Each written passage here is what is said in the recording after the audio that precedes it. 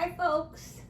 So I kind of wanted to come on here and have a little artist talk about my latest series. I've shown this for the first time at Jazz Fest, all the pieces together. This has been kind of a work in progress ever since the pandemic happened. This entire series, it's called the Tao of Nola, which just means the way of Nola. New Orleans music at its core is about enjoyment and celebration and joy, and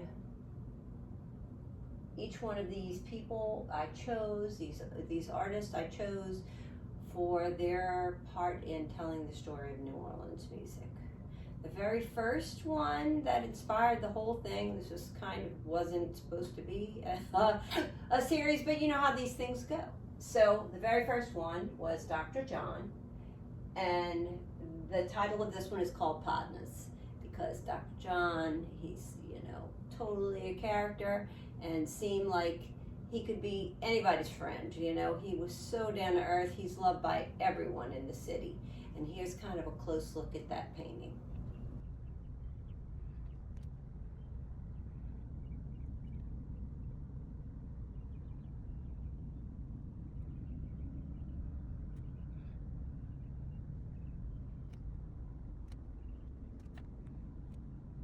All right, I'm back. The next one in the whole series was James Booker. That's the one right up here. It's called All Stars because he was a star. He had his star patch. And also I have my All Stars in the painting. I wanted to show him as a character, so I decided to put his foot up on the keyboard and painted my All Star shoe on him. And here's a kind of close up at that painting right here.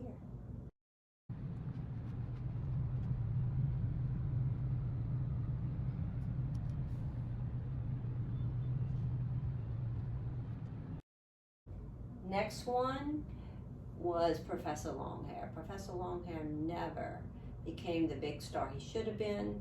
He inspired so many people. He's kind of the reason that that Tipitinas was created, and also inspired parts of the Jazz Fest. There's a story about how, I can't think his name, but George Wynn and Quint and Allison were all sitting around, and he said they needed to get somebody just like him. And here's a close-up of that painting. Woo.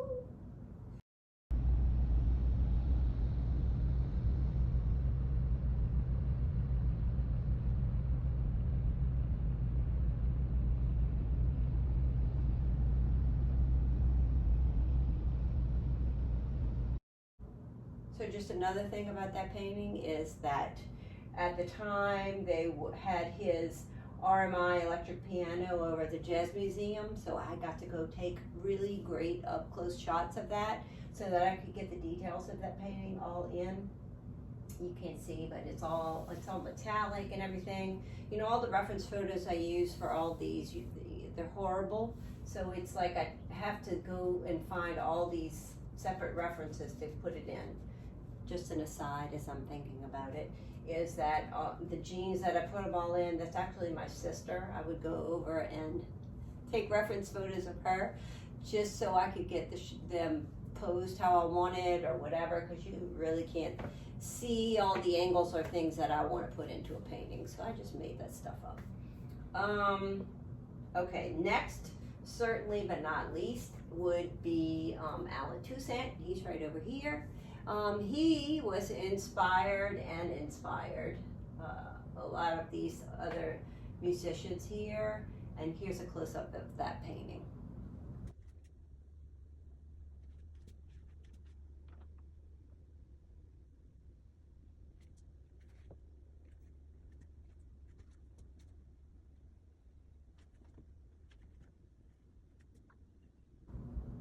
Then next was Louis Armstrong. Of course, I wanted to get him in on it because he's the man who kind of put New Orleans musicians on the map.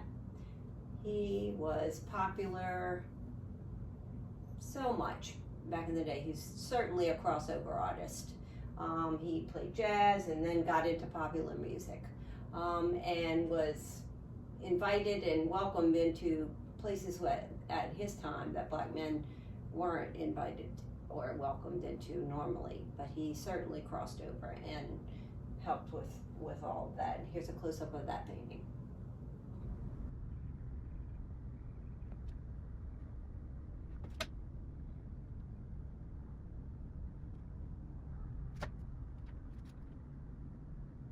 And last but not least, I gotta have some love for the ladies, and I wanted to add Mahalia Jackson because honestly, I really didn't follow gospel music, but you know, I hear all this Mahalia Jackson theater and all of this, and I just really wanted to know more about her.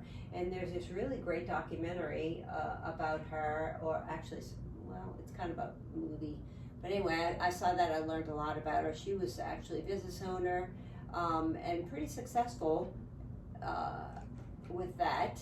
And then also did gospel music. Did not sing secular music at all, ever. She refused.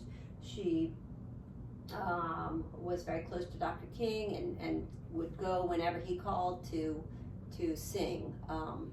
Anyway, here's a close-up of that painting.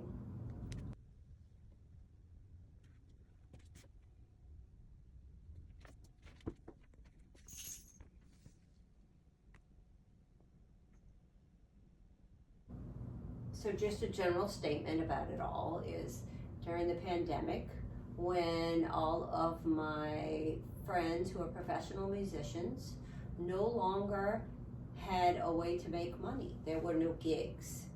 There were no concerts. There was really nothing, no way for them to make any income.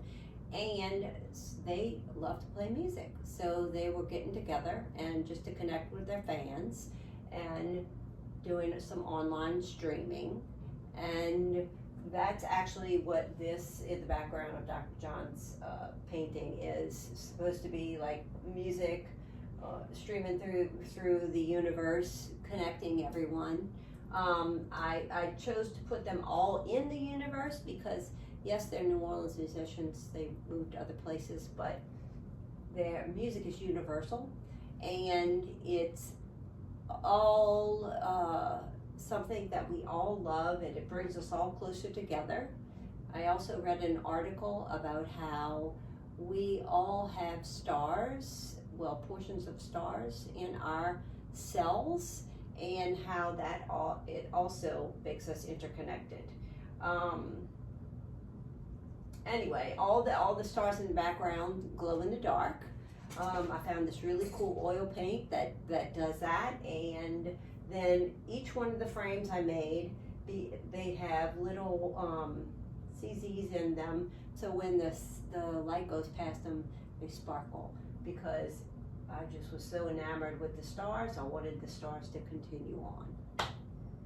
So I kind of think that's all I have to say about this whole thing, except for the fact that these paintings are all for sale. They're on my website. There should be a link, well, maybe not a link, but you can look and find the website on here under the about this this video, and or I'll tell you what it is. It's Nicole, NicoleMond.STUDIO. Yes, I know, confusing, but that's what I wanted to do. They're all set up for purchasing online, and if you don't have the money for this, these took me years to paint, of course, so they're not inexpensive, but I do have prints on some of them too, so that's available, and those are on Museum Rag, which is going to last a really long time, and they're all signed.